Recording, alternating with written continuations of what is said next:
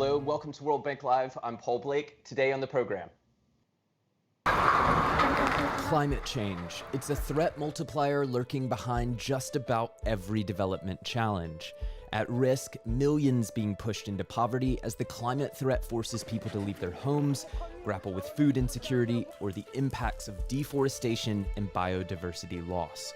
To keep temperatures from rising more than 2 degrees Celsius, the global community will have to coordinate at an unprecedented scale and speed. The World Bank Group, already the biggest multilateral funder of climate investments in developing countries, is doubling down, intensifying its financing to help countries address climate change and adapt to its mounting impacts. Now, as the groundwork is laid for a post-COVID recovery, countries have a once-in-a-generation opportunity to set themselves on a sustainable path. Joining us today, Mark Sadler, the World Bank's Climate Fund's Management Practice Manager, as we ask, how is the pandemic changing our ambitions around a greener future? What does real progress look like on tackling climate change?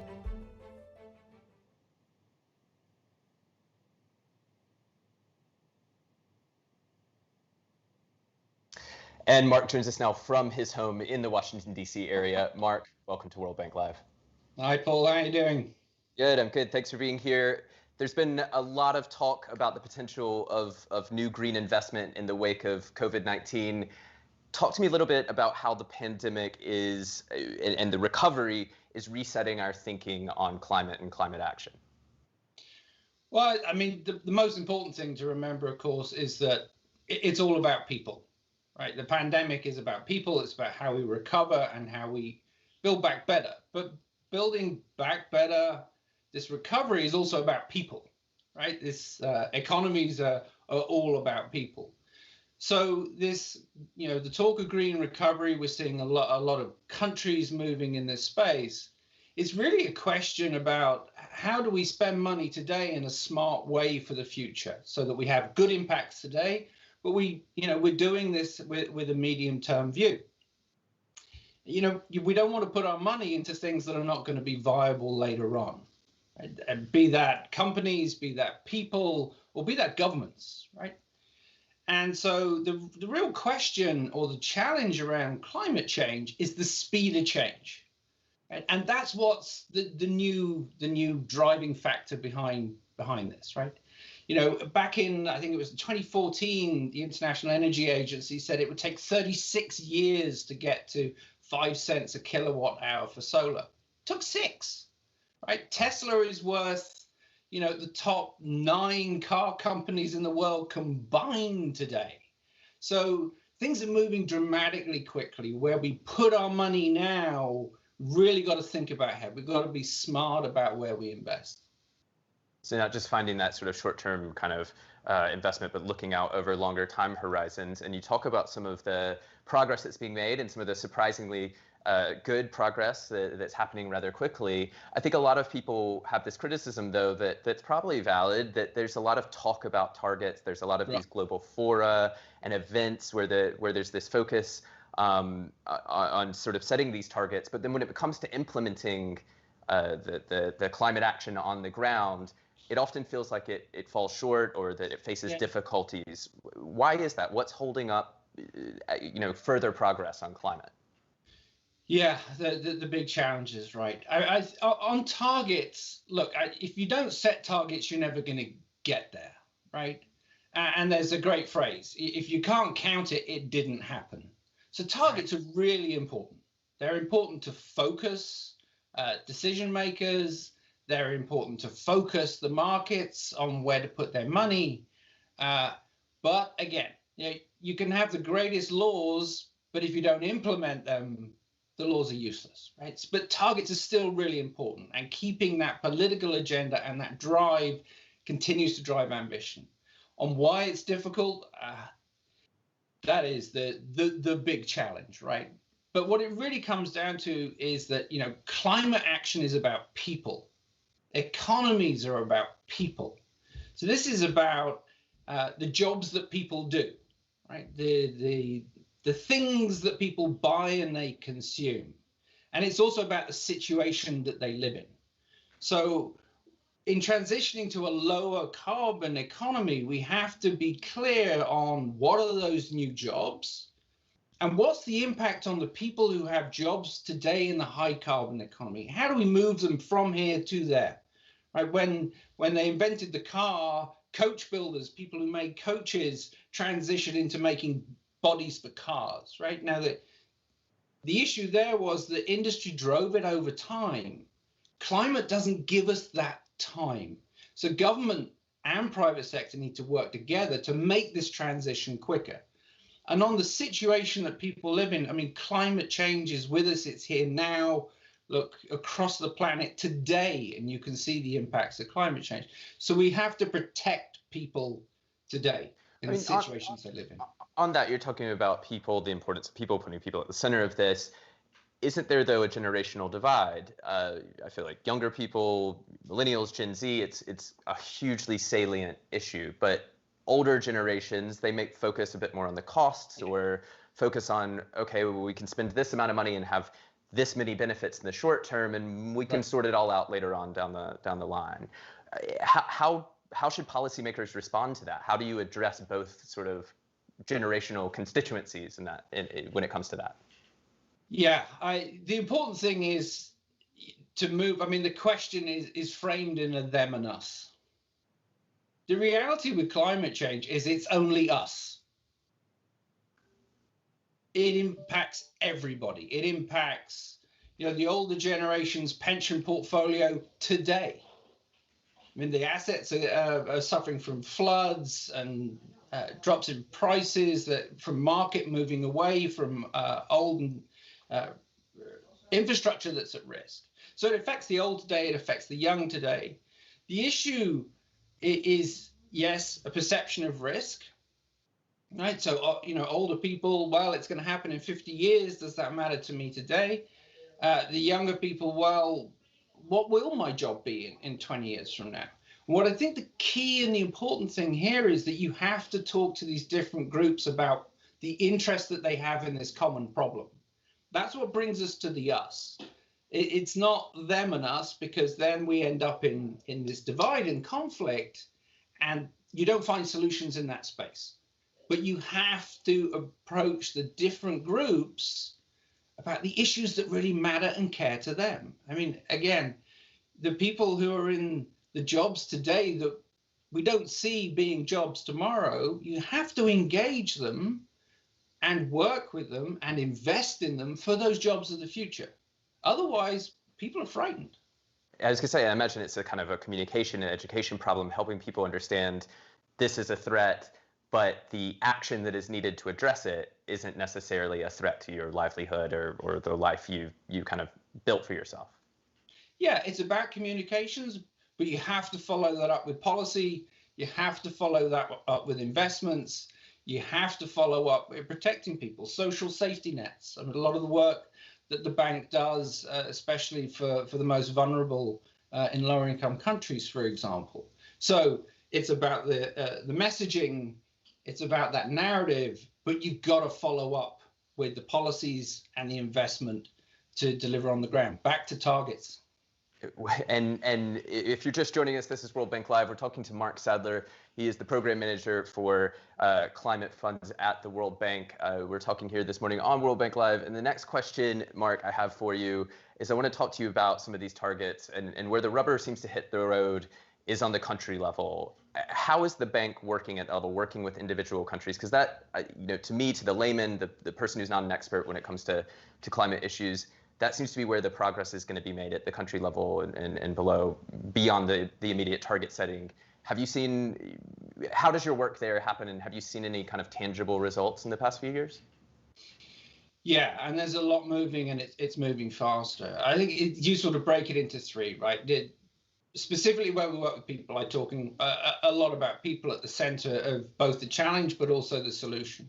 So on the people side, I mean, for example, I mentioned social safety net programs, but we got those programs in Mozambique and Tunisia and Cameroon about how do you protect communities and how do they build their own resilience. So putting the power in their hands to plan forwards to manage the impacts of climate change. And then there's how we work with governments directly, when they're planning to submit their new nationally determined contributions for the Paris Agreement. And that's their own sort of goal setting, right? Yeah, goal setting. But, we call them NDCs, lots of jargon in the climate space. But it's not just about setting the goals, but it's about setting how they're going to get to those goals, right? So NDCs are about planning for those low carbon, resilient, and inclusive economies. So we work with governments on working through how to do that. We work with governments on supplying them the finance for that. So, for example, in Mozambique, we signed one of these emissions reductions purchase agreement, but it's basically benefiting countries for actually delivering reduced emissions. In this case, forest protection. That's $50 million. So that's an important part. And then there's innovation, right, where we're looking about new ways of interacting to support governments through finance or planning. In Fiji, for example, the climate vulnerability assessment was a real breakthrough in how, as a government, you look about how vulnerable you are as a country, economy, and people. And you're talking about their kind of individual countries we're working in. One of the things that strikes me is we often talk about how the poorest and the most vulnerable are actually the most vulnerable to the pandemic and to climate change.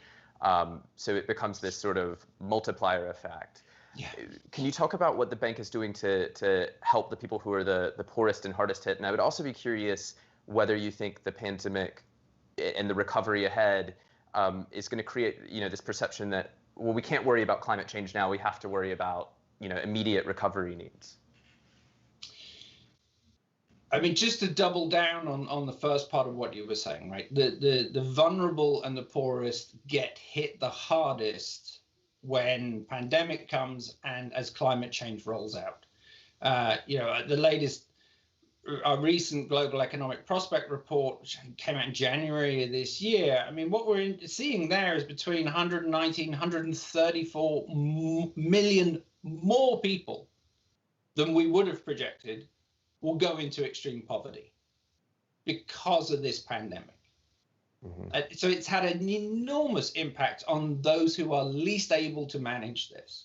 And it's the same story in climate. And we had the Shockwaves report, there's more coming out. But what we see is the impact of climate change, forcing people to move within their countries, across international borders as climate change rolls out. So it's not the challenge I often see in development is it's either or.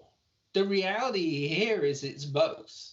I mean, there is a dynamic link between climate change and the pandemic. There is a dynamic link between animals and the pandemic, right? It's how we manage nature and the planet.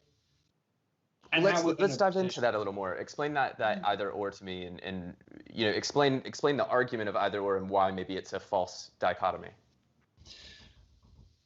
Kind of go right back to the beginning of where we started out the conversation, right? It's about how we're going to invest money today that is going to have the best impact in the medium long term. Right? So that the stimulus that goes to people is about supporting them and protecting them right now. A lot of the sort of the discussion about Green New Deals, et cetera, is about infrastructure investment, about public spending and directing private sector spending into things that are going to roll out and exist for the next 20, 30, 40 years. That's really where it's not an either or. We need to spend the money. We need to drive economies, but these are investments that need to be made anyway. The critical point is making the right decisions about the right infrastructure and the right investment. And that's a big if now in a lot of areas, there's an additional cost to do it the right way, the green way, then we have to work out how we finance that and build that in. Because we wasted our money today. And I want to go a little bit more kind of on the geeky details. You were talking about kind of creating incentives for countries to take climate action or to take action that isn't climate negative, I guess it would be one way of looking at it. Can you explain that a little bit more to us, what exactly the work is there? Yeah, so under each country, the Paris Agreement is a bottom-up approach, right? So each country is deciding what it is that it is seeking to achieve. And for many countries, they're identifying what they can achieve on their own and what additional, especially on the mitigation side, reducing emissions, they could achieve with support. And what we're trying to do is to target concessional finance, additional money to support those countries to go that extra level. In other words, they say we can do this, but with a bit of extra money, we can go the extra mile. And right. And you're looking for that, how to get the money into countries' hands to allow them to go that extra mile. Yeah, and then being very specific about the challenge we always had for many years in climate change and going to low carbon was it costs more and there's a trade-off. And back to the beginning, we talked about the cost of solar. A lot of those numbers have just fundamentally changed. If you're going to invest in energy generation today, pretty much everywhere, renewables are cheaper. And do you think that, looking out, 50 years from now, when we're looking back, do you think the pandemic will be a moment when countries did sort of make that pivot and start making some of those green investments because they were going to have to be investing in the recovery anyway, might as well make it a green recovery? I think there is no doubt the answer to that is yes. And they already are. I mean, you can look at Europe and their new green recovery plan. It's about €1 trillion, I think. And they are specifically targeting these medium long-term investments and doing them in choosing the lowest carbon version of what that development looks like. And they are being very clear if there are additional costs, how they finance them, how they build them in, and how governments support that. Because, you didn't want to be the person who invested in steam trains when electric trains were coming out. Right. Right. So, and this is the issue and the challenge for a lot of policymakers and, people is knowing what the electric train looks like versus the steam train. So that's where a lot of the effort is going in moving this and moving the economic models and the knowledge. I still hear a lot of,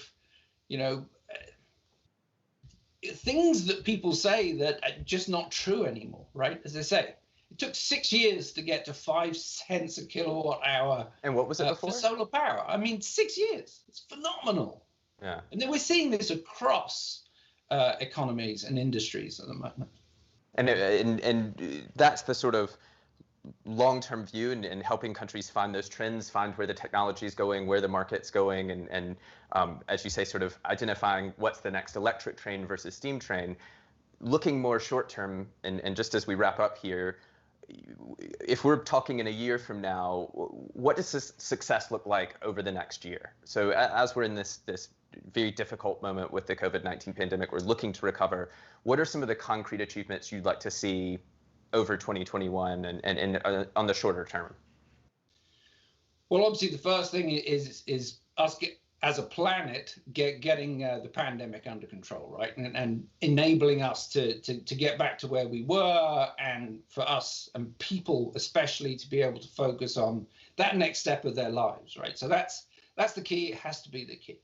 As it relates to climate and the green agenda, we've got 2 really important milestones this year. We've got the climate COP in Glasgow, and we have the CBD COP, the biodiversity COP in Kunming.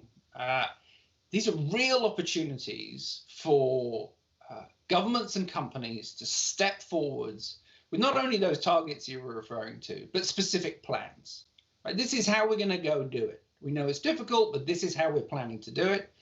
And importantly, that they come with those plans, bringing people along, right? As I said, you've got to speak to the different people. You've got to bring along these different stakeholder groups. It can't be them and us. There is only us, and that's the only way forwards. And creating that sort of buy-in among different stakeholder groups and making people realize the benefits for them. Mark, thank you so much for taking the time this morning. It's fantastic to sort of catch up and pick your brain. No, it was a pleasure. Thanks ever so much. Mark Sadler is the practice manager for climate funds management here at the World Bank. If you want to learn more about the World Bank's group in addressing climate change and helping countries take climate action, head on over to worldbank.org/climate. And if you joined us late and you want to hear all of Mark's thoughts from earlier, you can rewatch this discussion later today at live.worldbank.org. And while you're there, bookmark the page. There's going to be a bunch of new information in the coming weeks about the World Bank Group, IMF spring meetings. You'll be able to register for events, find out who the speakers are, that sort of thing. That information will be up in the next few weeks, but go ahead and bookmark the page. I'm Paul Blake. This has been a episode of the Resilient Recovery series here on World Bank Live. Thanks so much for joining us, and we'll see you again soon. Goodbye.